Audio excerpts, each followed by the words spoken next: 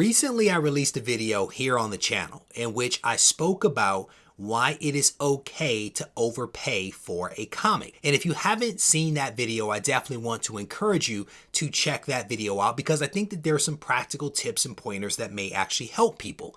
But if you've been watching my content for any length of time, you know that I like to play devil's advocate. I believe that there is some good that comes with the bad and some bad that comes with the good. So in this video, we are going to talk about why you want to avoid overpaying for a comic. And before I get to my list of things that I want to rattle off, I actually want to remind you that this video, the one that you're watching right now, is actually sponsored by my friends over at Shortboxed. And if you are not familiar with Shortboxed, I encourage you to click the link in the description and check out the app because this app is the easiest and safest way to buy graded comics. And it doesn't matter whether they're from CGC or from CBCS, they have ample inventory available to you. So make sure you click the link in the description. With that said, let's get to my list of reasons why you don't want to overpay. The very first thing that I want to talk about is the amount of information that we have at our fingertips.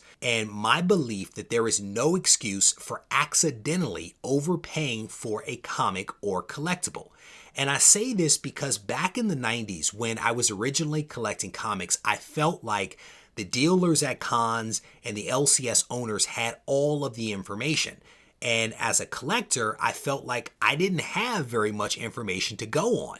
Now, fast forward to 2022, and I feel like we have a tremendous amount of information at our disposal, from different apps to different pricing services to different websites that give us sales information. I feel like we have a ton of information that allows us to understand any purchase that we are thinking about making. And it doesn't matter whether the comic is raw or graded, whether it's signed or not signed, doesn't matter which grading company has graded it or not. There is a ton of information out there. And with a membership or two or a few Google searches, you can find a lot of information. So again, in my opinion, in this day and age, there's no excuse for accidentally overpaying. The second thing that I want to offer up is that you should never ever overspend without thinking through the consequences, the negative consequences that can come with the decision that you are choosing to make.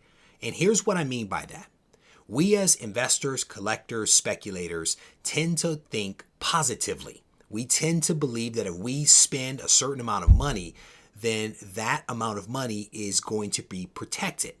That amount of money is going to be an investment into something that will continue to grow in the positive direction. But the reality is that over the last few years, the market has helped to offset any potential mistakes that we've made because the market has been hot.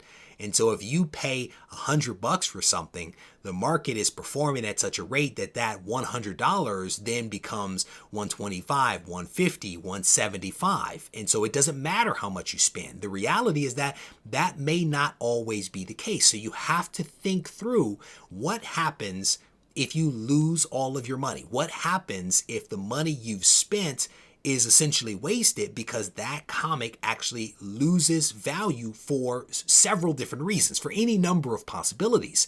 And in my head, I believe that if we think through not just the positives, but the negatives that can come with the decisions that we make, then we are better able to deal with whatever outcome may be seen. And if we only think about the positive and then the negative happens, then you're in trouble. But if you've planned for the upside and the downside, then you're in a much better position. At least that is my belief. So the third tip that I want to offer up is that you should never overpay if a little patience can actually pay off. And here's what I mean by this. We as investors, collectors, and speculators tend to be emotional. And as a result of being emotional and being caught up in the excitement of something or the possibility of a positive outcome, we may opt to spend a little more money than maybe we should.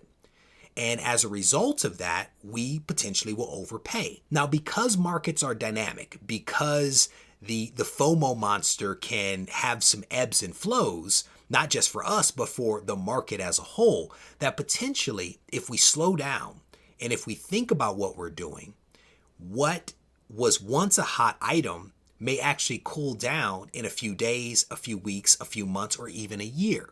And so you don't want to overpay for something when a little patience could go a long way to allowing you to actually have that thing at a much lower cost.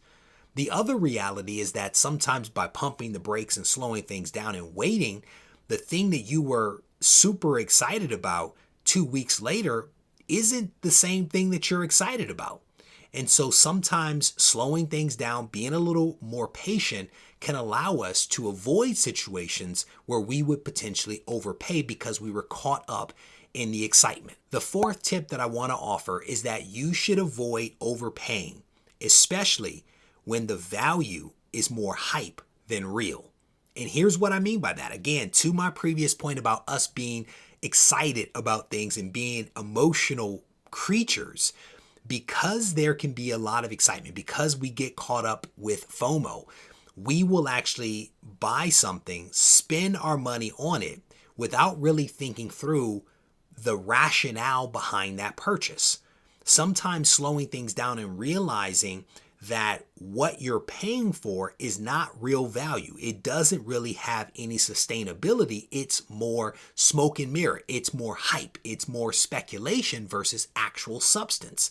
And again, to my previous point about slowing things down and really thinking through things and evaluating, what you may actually realize is that instead of pulling the trigger on some fake hype, you can spend your money on something else that actually has some real value that can be sustained in the long term. The fifth and final tip that I want to offer up is that you should avoid overpaying when you're already stretched too thin. This is a hobby that in many ways puts a tremendous amount of pressure on us. Pressure to buy comics every single week, pressure to get the spec book, pressure to go to eBay to grab this copy or that copy, pressure to spend big money on comics so that we can hang them on the wall and post them onto Instagram. The hobby puts a lot of pressure on us.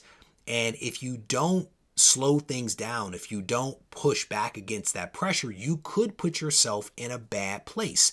And I say this honestly because I have conversations with people, not as frequently as I used to, but I do still have conversations with people that have gotten themselves into a little bit of trouble because they've gotten caught up in the swirl. They've gotten caught up in the excitement. They've gotten caught up in spending money now and worrying about the consequences of things a little bit later. So I wanted to make sure that I spoke to this point because I think that it is still relevant. With that said, we are going to wrap this video up. I want to thank you for taking the time to watch. I hope that you enjoyed this video. And if you did, I definitely want to encourage you to hit the thumbs up button and leave a comment behind. Before I let you go, I want to give you a reminder that this is the Shortbox video for the month in which you can get a $100 credit from my friends over at Shortbox simply for watching the video and leaving a substantive comment behind. So make sure if you have some thoughts, if you have some tips and pointers, to leave those down in the comment section because I'm going to be randomizing all of those comments and picking one lucky winner who will get a credit to Shortbox for $100 off. And again, there is a link in the description, so I encourage you to download the app today.